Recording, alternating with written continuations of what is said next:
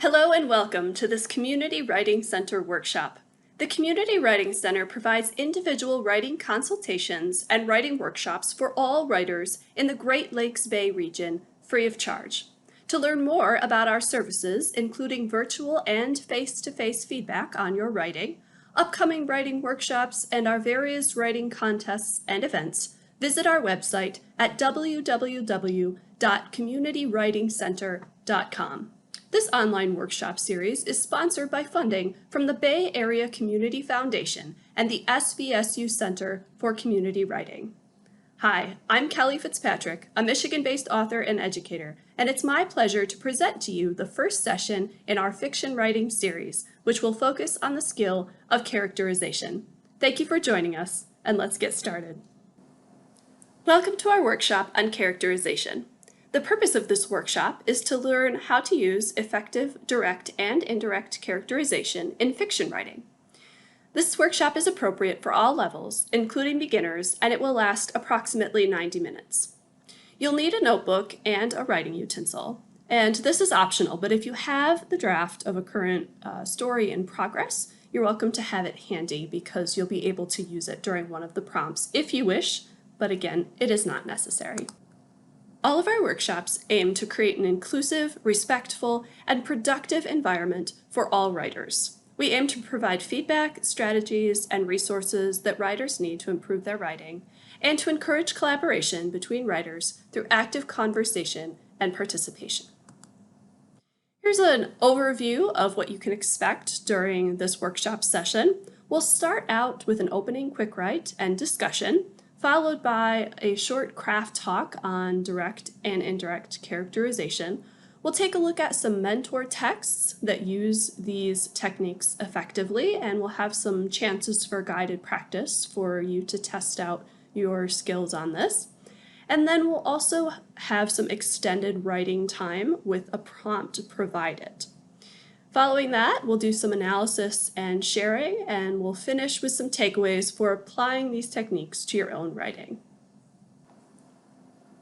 All right, let's start out with our opening quick write to get our creative juices flowing. For this opening quick write, I'd like you to choose one of the following to describe in writing for our activity. You can either choose a person that you know well, a favorite fictional character, and that can be one from your own writing or one from other media, or yourself. And the prompt is to write a short paragraph that describes that person or character getting ready to speak in front of a large crowd. Now you can interpret that however you would like, but aim to really explore what's happening with that character in a way that allows us to get to know them. Now, it's okay if you're not sure exactly how to approach this task. The purpose of the quick write is just to kind of get us into the creative mode and to give us some raw material to work with. As we move forward, we'll reference back to this quick write to work with a little bit. So I'm going to give you 5 minutes to write, and you want to aim for about a paragraph. And then we'll come back together and take a look at our responses.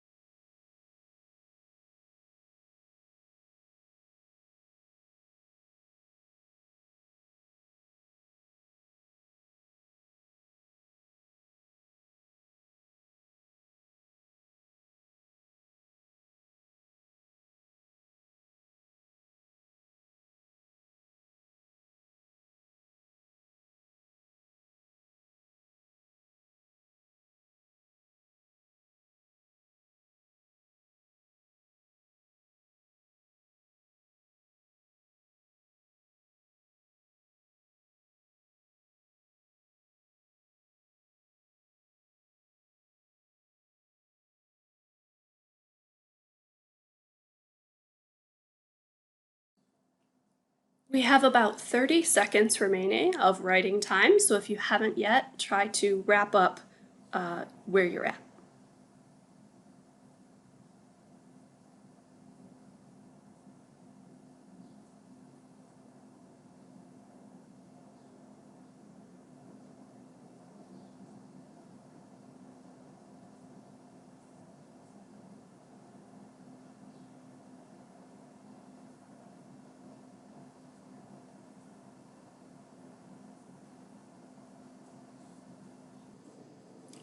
All right, hopefully that was fun. And what we're going to do now is I'm going to give you a preview of the instructions here for what I want you to look for in your writing. We're going to go back and do some analysis to see the moves that we're making naturally. But first we're going to do an example together. So here's the task. I want you to go back over your writing and look for the following. You can highlight these, label these, underline them, whatever. The traits, things that the characters are. So if you said your character is tall, that would be a trait. Character actions, thoughts, feelings, and speech, things that they say out loud. So we're going to look for those things, and then we're also going to ask, what do those details show us about your character's personality and experiences? So in other words, how did you portray your character on the page? How did you signal to the reader who that person was and what they were like? So you're going to do this in just a second, but first we're going to look at an example response together and kind of tear it apart just so you can see some of these things in action. So here's an example response, and the character that's being described here is a professor who's about to give a presentation on controversial research to a conference of peers. So that's the scenario. And here's the paragraph. Completing research was so much easier than presenting it. Perched on a stool backstage, Dr. Bronwyn clutched notes in damp palms and pulled at the purple bow tie constricting her throat. She wasn't nervous her discovery would be ignored. She was nervous it would explode.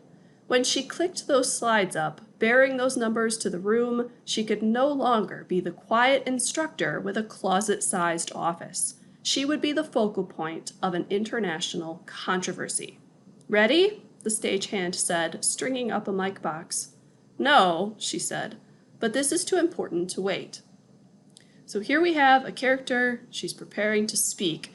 And so if I were to apply these instructions, going back and looking at what this character is doing to this piece, and if I highlighted it, it would look something like this. Okay, now when you do yours, you may not have all of these things in a paragraph. This is just kind of to demonstrate what each of these might look like. So we have some of the character's thoughts up here in her point of view when she's thinking, gosh, it would be so much easier just to do the research and not have to present it. We have some actions with her clutching the notes and pulling at her necktie. We have traits where the narration just comes out and states that she is nervous. We have some more thoughts down here about how she's going to be put into the public eye. A very short sort of a feeling, maybe more of a sensation of her blood twinging at the thought of that. And then we have just this one line of dialogue down here at the bottom. Now, each of these things reveals something about the character, even though we've just met Dr. Bronwyn and we've only spent a very short amount of time with her. Each of these things shows the audience something about her personality or experiences. So the section here that I had highlighted in purple shows that she's nervous. Her research will become widely known, implying she's leery of being in the spotlight. Those actions show, again, nervousness, and then you could also read into and interpret the purple bow tie as perhaps a quirky fashion style. Her thoughts show that she has experience doing research. She's an expert in this field, and that she prefers to work in the background. That line of feelings is more indication of nerves. And then the line of dialogue indicates something really important here, which is that she places the importance of this research above her own discomfort. So here we have an indication of value. Okay, so now go ahead and do this with your piece. Again, you may not have all of these things here. See what's there. Just see what you naturally came up with when you wrote this. How are you revealing the character to the audience? I'm going to give you 2 minutes to do this and sort of think about what do those details show about your character's personality and experiences. And again, we're going to come back to this quick write one more time later in the presentation.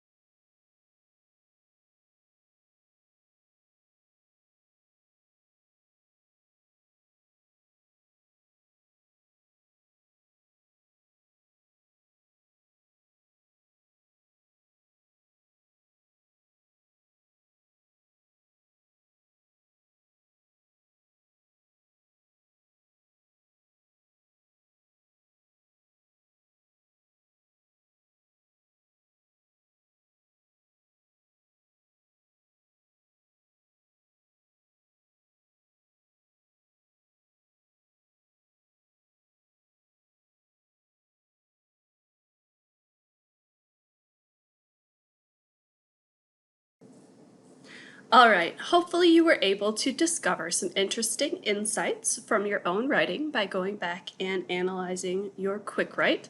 Now we're going to move on to the craft talk portion of the workshop, where we will go over some techniques of direct and indirect characterization and look at some examples together.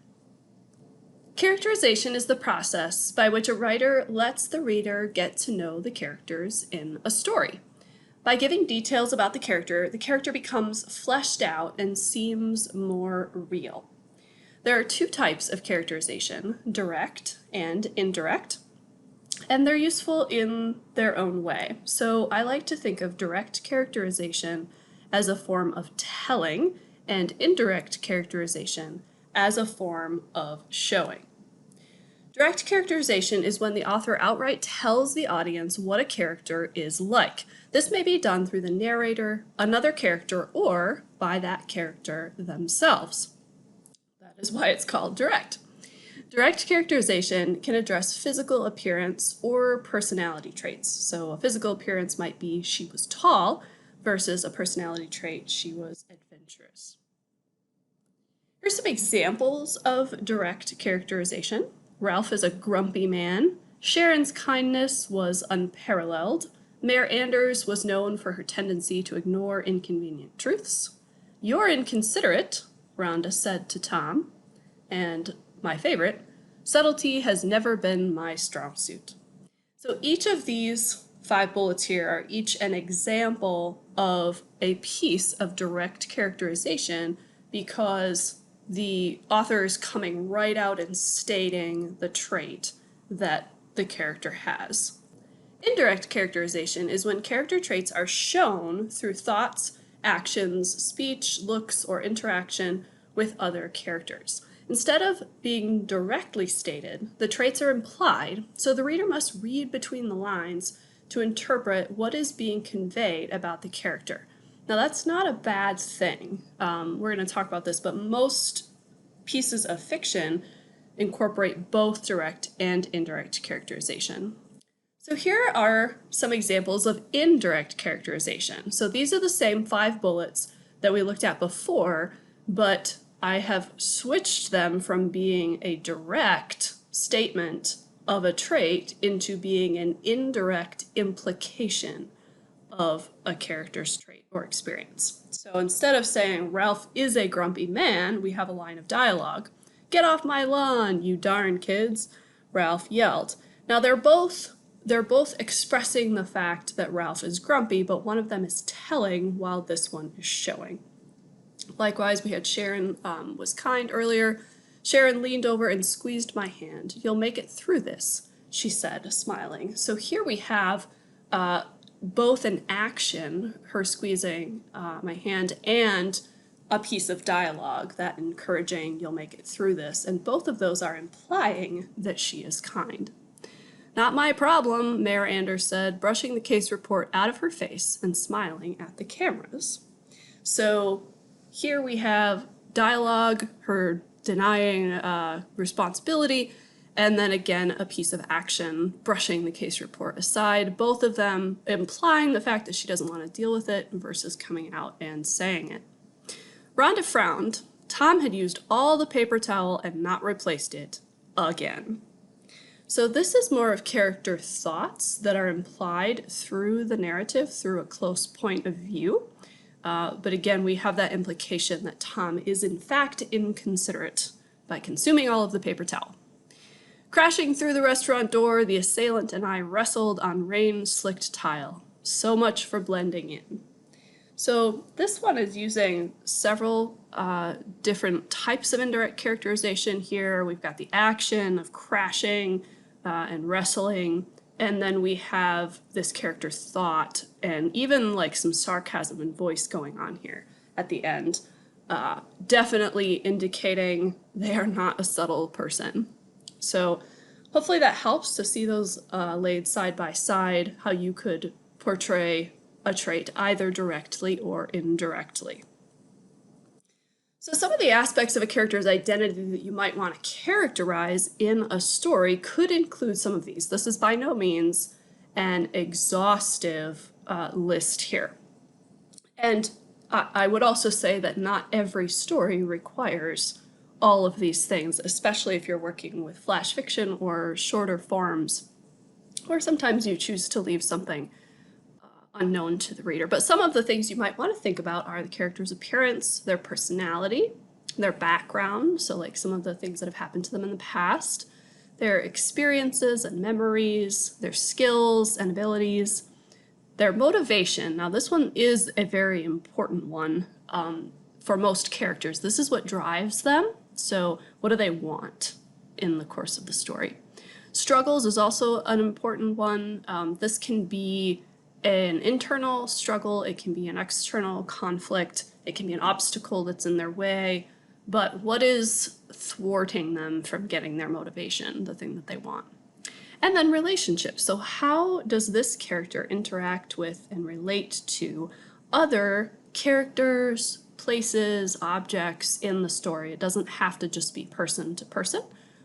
Your character may have a very special relationship with a certain part of your setting or location or something like that, and that can be meaningful as well.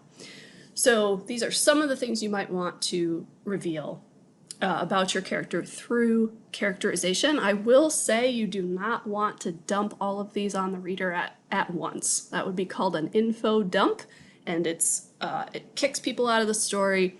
And typically you want to sprinkle these things in slowly over the course of the story, as is needed.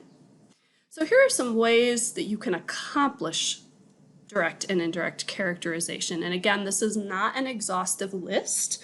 These are ones that tend to show up often in literature. And they're also some of the ones that are fun to play around with.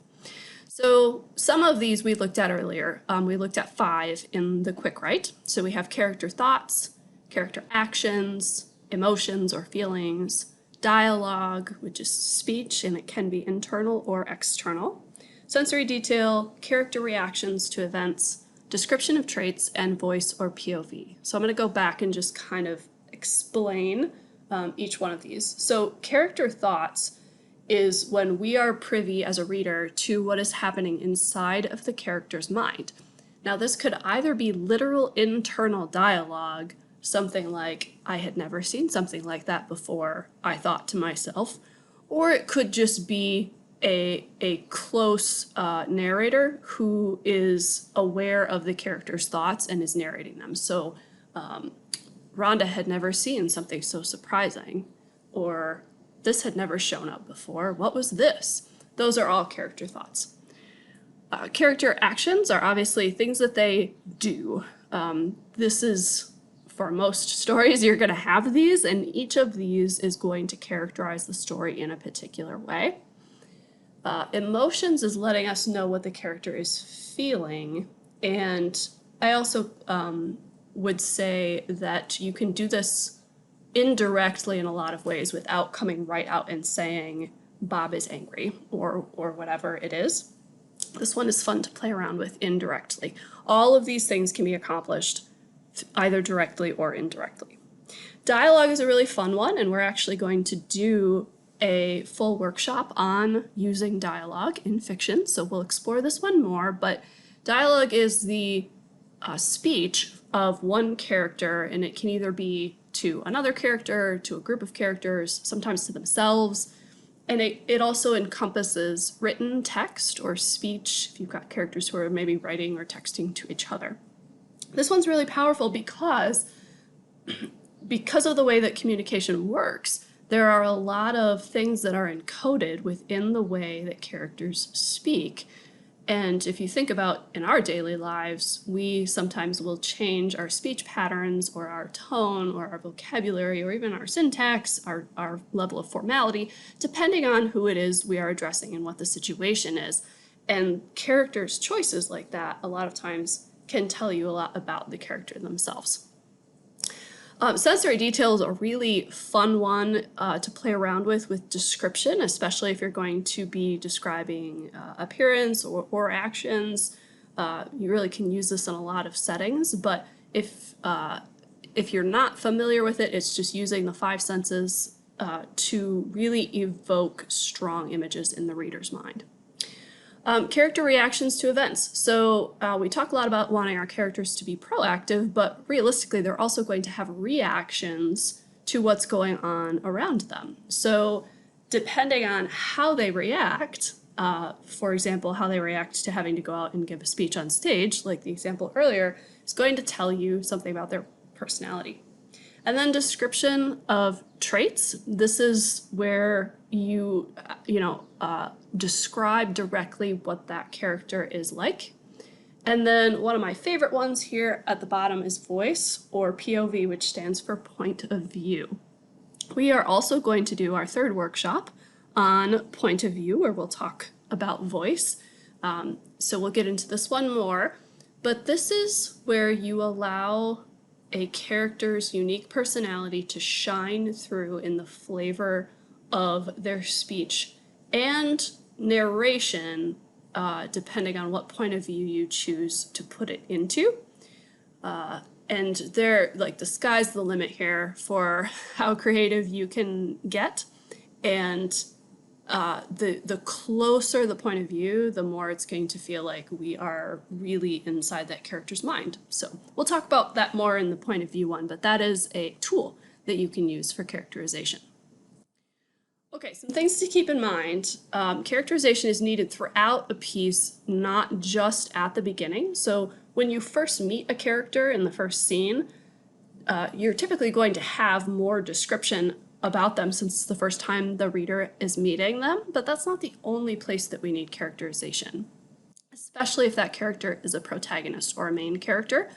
Their identity should be unfolding throughout the piece. So that's something to keep in mind, not just your plot or your theme. You want to keep an eye on how is this character slowly becoming more real and more revealed to us. Most stories utilize both direct and indirect characterization, though how is a matter of personal style. So almost all pieces of literature that I have read, assuming they have characters in them, are going to use some combination of these two things. And if you're not sure, err on the side of doing more showing, so that would be indirect, and saving the lines of telling or direct characterization for places of great effect in the story. So that might be a character's realization of something important, a moment of growth, an important choice, a strong emotion, or a really powerful metaphor that you want to convey. That is not the only way to use these, but as you'll see in some of the examples that we're going to look at, the ratio usually should tip heavier toward indirect.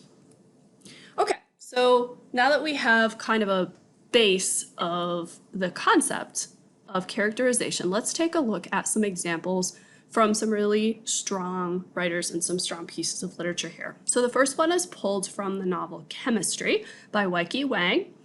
And this is from page 88 in the novel. So I'm going to just give you some setup here.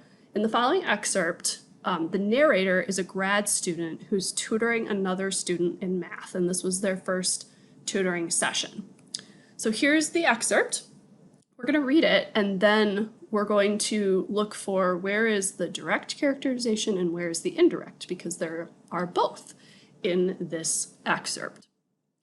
He is older than most college students I have taught, having traveled the world after high school for many years, places like Patagonia, Tibet, Morocco, Vietnam. Why on earth would you want to go to Vietnam? And suddenly I sound a lot like my mother. I let him drive me home. Look here, I point to the number on his speedometer. This is a rate.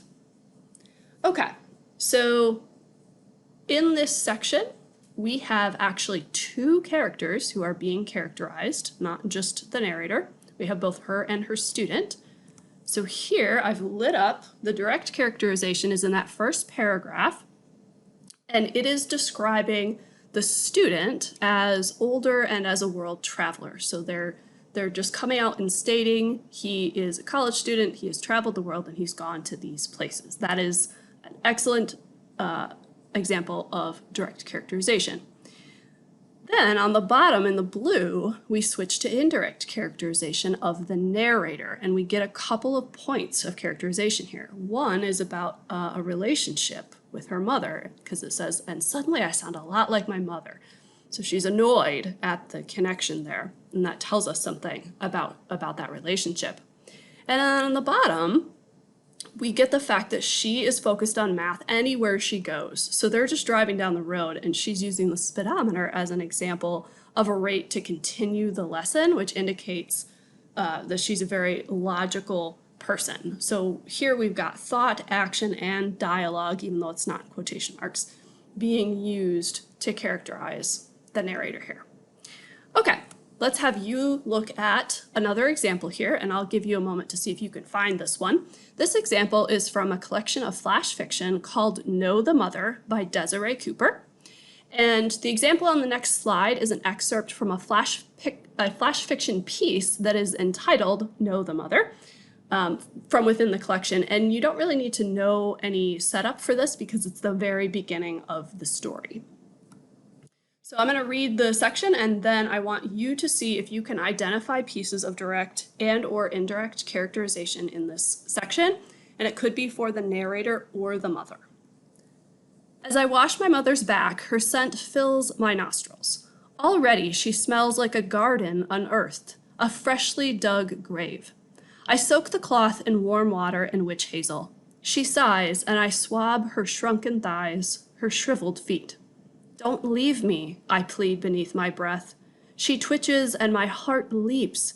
Maybe she's changed her mind and has decided to stay with me a little longer. All right, I'm going to give you a minute to see if you can spot any direct or indirect characterization going on here.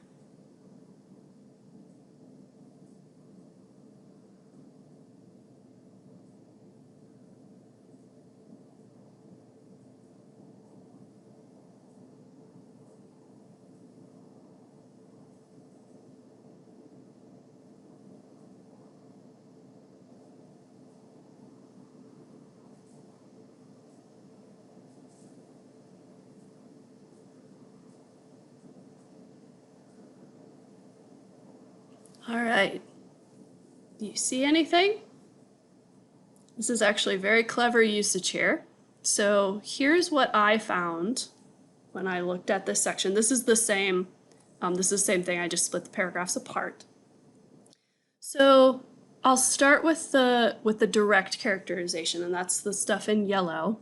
We have direct characterization of the mother as weakened using the sensory detail of shrunken thighs and shriveled feet.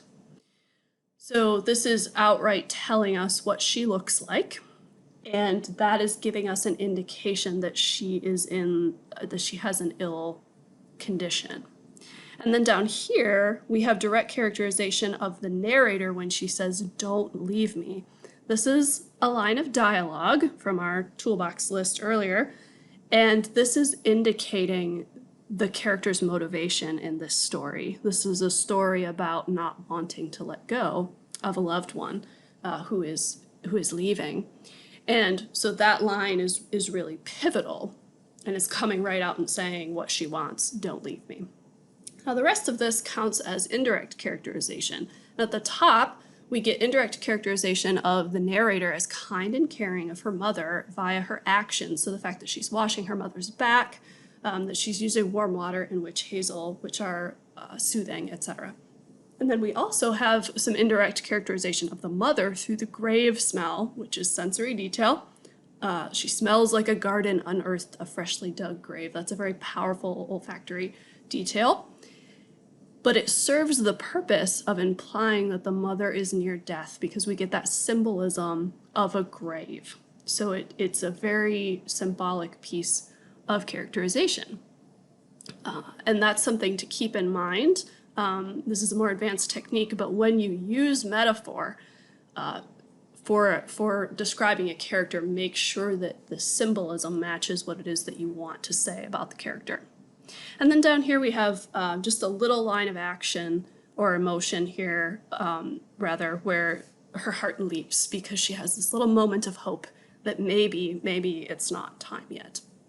Okay, so you can kind of see how even in just these two opening paragraphs of what is actually a very short story, it's only like a page and a half long, we get two very vivid human beings described to us. And that is really one of the goals of characterization, is to make these people jump off the page so that they feel like they're sitting next to us and they're real human beings with wants and desires and frustrations.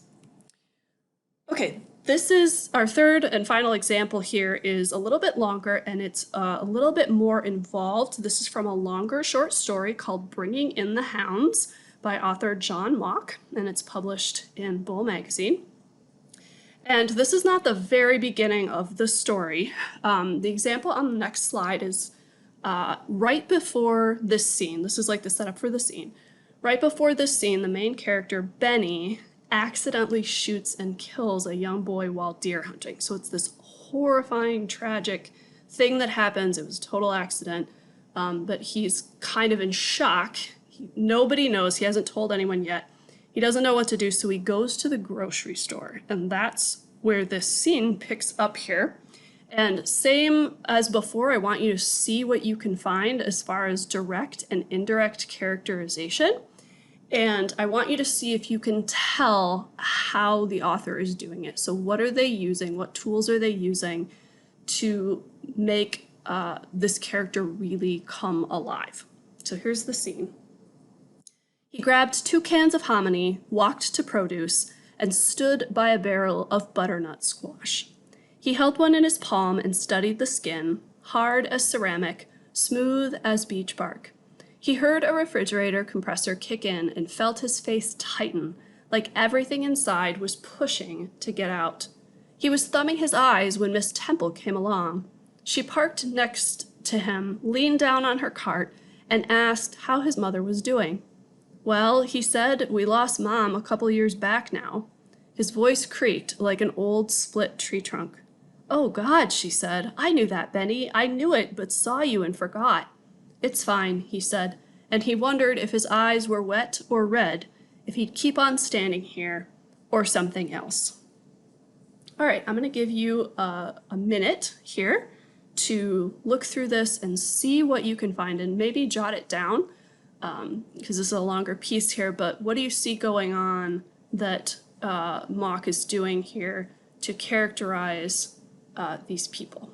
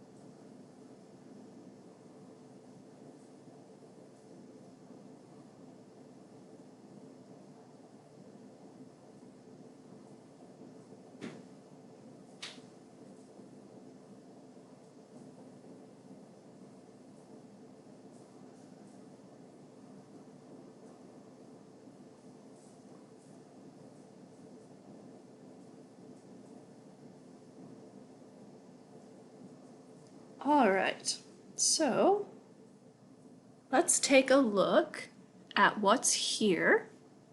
And I also just want to make a note here that as the usage of these becomes more complex, the lines tend to blur a little bit. And so don't take my highlights as the only possible way that you could read this. There's some pieces here that could be interpreted as multiple things, and it's possible you found some things that I did not. But hopefully this will just help you get an idea of how this analysis process works to practice the metacognition of really reading like a writer. So I broke this into 2 slides because it's long. So the first 2 paragraphs here have a ton of indirect characterization. So the first thing we have here is this metaphor of the butternut squash that he's holding as hard as ceramic, smooth as beech bark. This is sensory detail, and it's indirectly letting us know that Benny's the kind of person who knows what ceramic and beech bark feel like. And that might seem like not important, but by allowing us to see those connections that he makes in his mind in this moment, it lets us know the type of objects that populate his everyday life. And these happen to be images of craftsmanship and forest, which really define him. He lives in a rural area. And so these make sense as metaphors that would come to his mind while he was standing there in the grocery store. And then we have down here some feeling and action where his face tightens, like everything inside was pushing to get out. So that indicates that he's feeling trapped by what he has done. And then we also have that action of him thumbing his eyes. Again, this could indicate he's nervous, he's frustrated, maybe that he's exhausted from the stress here. But it doesn't come out and say he's panicking. It indirectly implies that. And then down below, we have indirect characterization that these characters know each other well because Miss Temple pulls up and asks how his mother was doing. So obviously we know that they know each other, and it also contributes to this sort of small town feel, which is important in this story. So indirect characterization on the first section here, and then we move to the ending part here, and you'll notice again there's more blue than yellow. There's more indirect going on here. And if you'll remember back earlier in the craft talk, I mentioned that tends to be the pattern that you'll see in literature. So here we have that yellow line at the top is actually both direct and indirect, I think. Like I said, this could maybe be interpreted a couple of ways. It's directly telling us that Benny's mom is dead. We lost mom a couple years back now. So that's a direct piece of his background. But more importantly, it's indirectly signaling that death is all that Benny can think about right now at the moment. It is an echo of the issue at hand. And that's not an accident. That is an intentional nudge in the thematic direction of this scene to sort of raise the stakes and heighten the tension. So it's kind of both. And like I said, that happens sometimes. So then we have his voice creaking, which again shows the nerves through action. And then we have indirect characterization at the bottom, again through thoughts that let us know he's worried about other people seeing that something is wrong. He wondered if his eyes were wet. And if he'd keep on standing there or something else, he literally doesn't know what he's going to do in the next 5 seconds, which tells us that he's clueless as to what action to take next. So through this scene, even though it's kind of a mundane trip to the grocery store where he just looks at squash, because of all of the characterization that's going on throughout it, we really can understand how this situation is impacting him as a person and how distraught he is over this situation. So you might be wondering, why should I bother using multiple methods of characterization throughout my story? Can't I just describe my character in one paragraph at the beginning and be done? Some things to keep in mind are that info dumps can slow down the story, and that's what we call it when you drop in a large amount of description or exposition or characterization all at one time. Sprinkling it over a larger area lets the reader gradually get to know the character like you would a real person in real life, and this tends to feel more authentic and creates a more enjoyable reading experience. Characters grow and change over the course of a story, so therefore characterization is an ongoing process, and you want to think about it as being sort of like a symphony that plays out over the course of your whole story, not just one song at the beginning. Effective characterization helps the audience to empathize with characters, which makes them more invested in your story. If readers are not invested and they're not interested, or they don't feel like they can relate or empathize with a character, they're very unlikely to keep reading. However, all stories are different, and therefore you must decide what is best for your story. Okay, so let's do a quick check. I want you to go back to either your quick write from earlier, or if you have a current story that you're writing and you have the draft handy, you're welcome to open that to any scene. And I want you to do what we just did here with the examples and see if you can identify any pieces of direct and or indirect characterization that are there. And don't be upset if there isn't. But I want you to kind of see what it is that you are already tending to do in your writing, because that can then inform you as a writer to know what your patterns of writing are so that you can build on them. Because the second thing here that I'd like you to look at is, do you see any places where you might add or enhance the characterization? So essentially looking at what's already there, and then how might you elevate it, and then we'll move forward into a more involved prompt.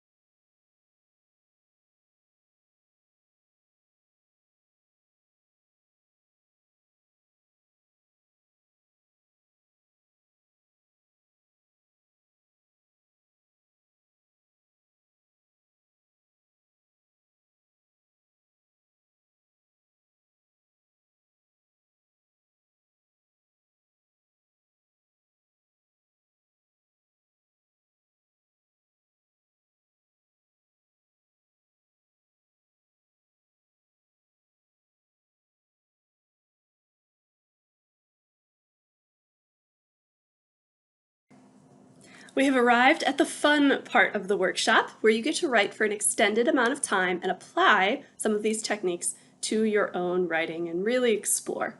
So in just a moment, I'm going to put a prompt up on the screen and we're going to write for 20 minutes. So there'll be a little timer that will show you how much time is left, and you're more than welcome to leave your computer and go find somewhere else more comfortable to write and just meet us back here.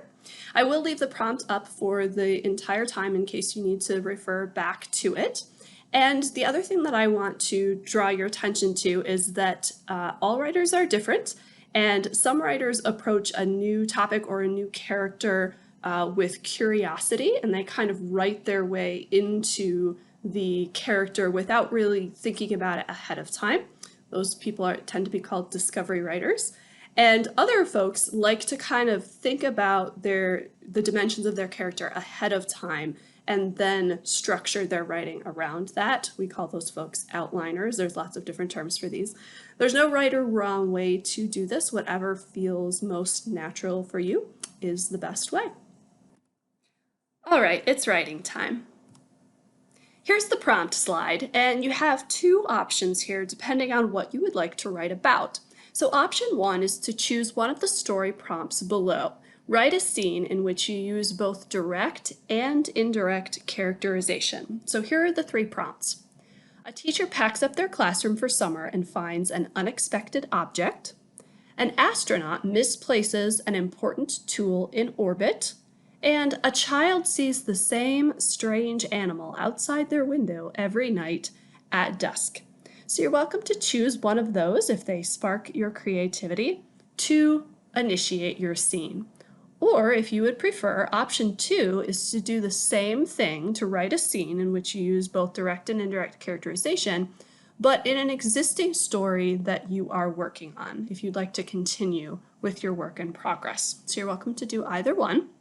And then on the right-hand side, we have the toolbox with the things that we've talked about today. So on the top are what to characterize. So these are just some things that you might consider revealing about your character in this scene, depending on what is appropriate at this part in the story. If this is the beginning of the story, if this is partway through, it will depend on what is needed to be revealed. And you definitely do not have to do all of these, but if you want to choose one or two or three to try to incorporate in, and again, you can do any of these things either directly or indirectly. And then on the bottom, we have ways to characterize. So the top is the what, and on the bottom are the ways. And we've talked about these several times throughout the workshop, but they're thoughts, actions, emotions, dialogue, sensory detail, reactions to events, description of traits, and voice or point of view. And again, I would not try to tackle all of those in our 20 minutes, but maybe choose one or two to experiment with, or maybe choose one that is outside your comfort zone that you really want to play with, that you're curious about. So we're going to spend a solid 20 minutes writing. I'll put the counter up on the screen, and I'll also leave this prompt up so you can see it. And again, you're welcome to write in whichever way is most comfortable for you. Afterwards, I'm going to give you some analysis questions and just kind of encourage you to look back at your writing and discover the ways that you are allowing us to get to know these interesting people that you are creating in your fiction. So good luck and enjoy the writing time.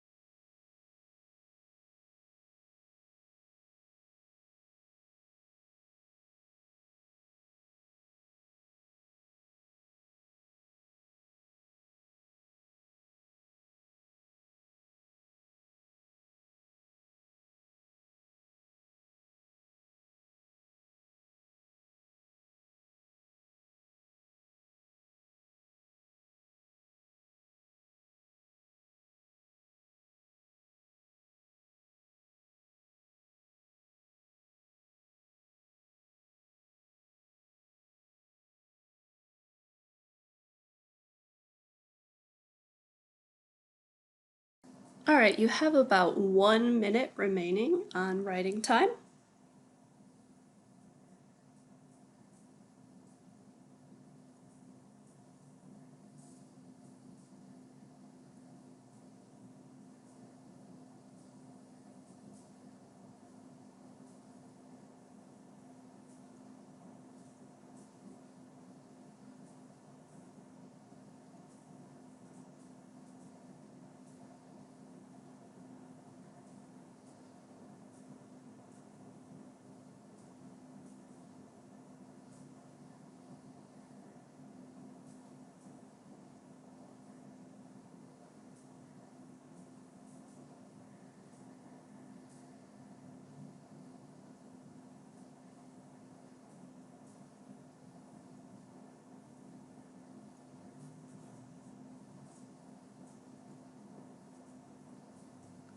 All right, let's come back together and let's take a look at the writing that we were able to do here.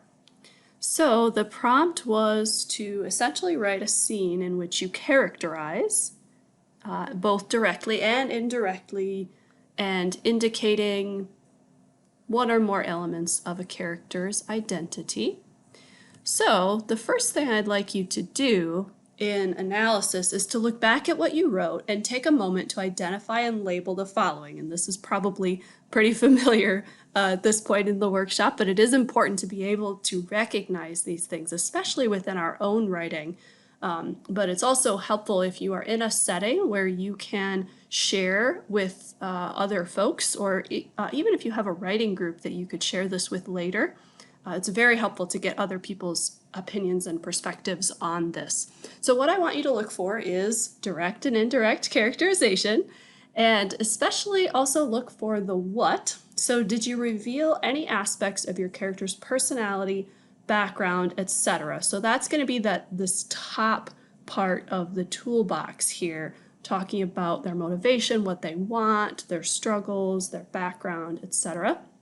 Then also looking at the how.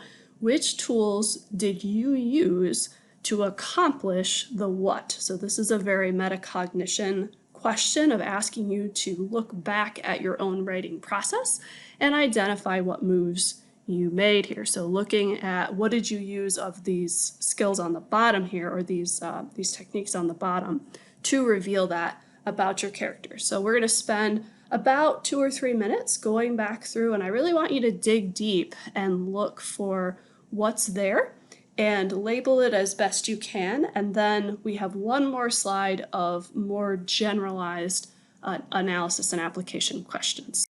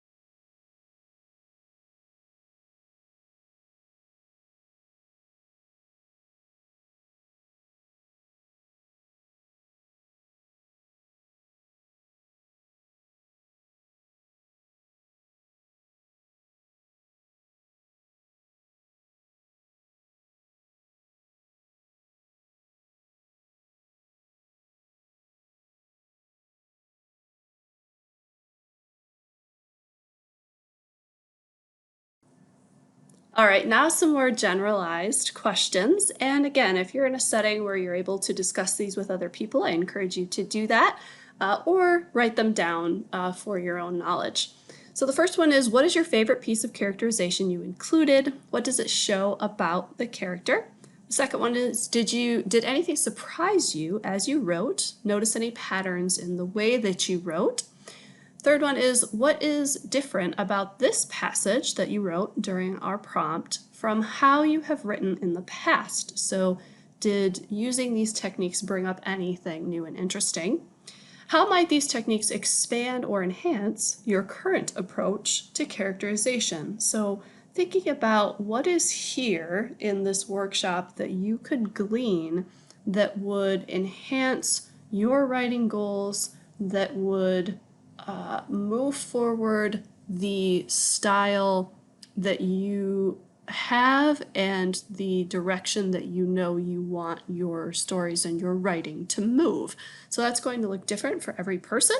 But this last bullet here says, set a writing goal for yourself if it feels right to do so. Goals are not necessary to be a writer. Some people find them helpful and some people do not.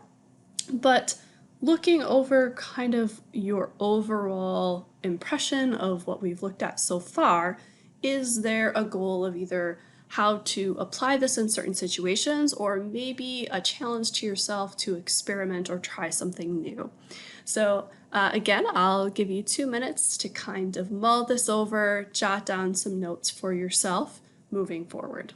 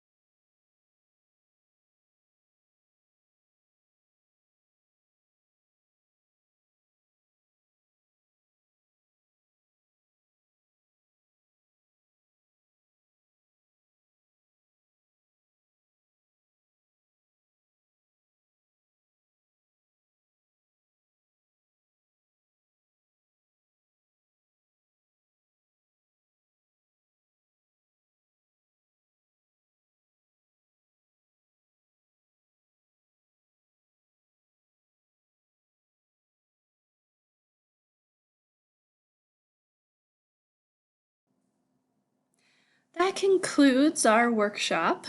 The takeaways that I'd like to offer you today are that both direct and indirect characterization can be accomplished in many ways. We looked at some different things to include when elucidating a character. We also looked at some techniques for making that happen on the page. I would encourage you to use the free write style to experiment and discover your characters if you're having trouble finding their voice or you're not really sure what's going to be the defining characteristics of a character. Sit down with them for 20 minutes and try to flesh out some of their experience. It can be really helpful and also exciting. And sometimes you even discover things about characters that you didn't know or were not expecting.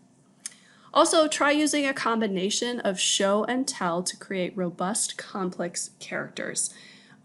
most of the time in literature, these two are going to work in tandem and complement each other as two sides of the same coin. Some writers plan out a character's traits in advance, while others let them develop naturally as they write, and both approaches are valid. So we talked just briefly about discovery writers and outliners. Usually writers are not strictly one or the other. They might use both approaches at different times as it feels right. But don't feel pressure to have to plan out every detail of your character's life story in advance if you don't want to. And also feel free to do that if that's what feels right. There is no one right way to use these techniques, and they will not be appropriate for every story. There is always an exception, and there is always beauty and interest to be found in the edges outside of what we would normally call rules and guidelines. So feel free to play. Take these more as inspiration than hard requirements. Add them to your toolbox and use when they are helpful for your unique story goals. Thank you for joining us for this workshop on crafting fiction. Be sure to view the other workshops in this series, which you'll see on the screen in a moment during the credits. The Community Writing Center offers a number of other writing workshops, along with free consultations on any piece of writing. To learn more, please visit our website at www.communitywritingcenter.com. Thank you.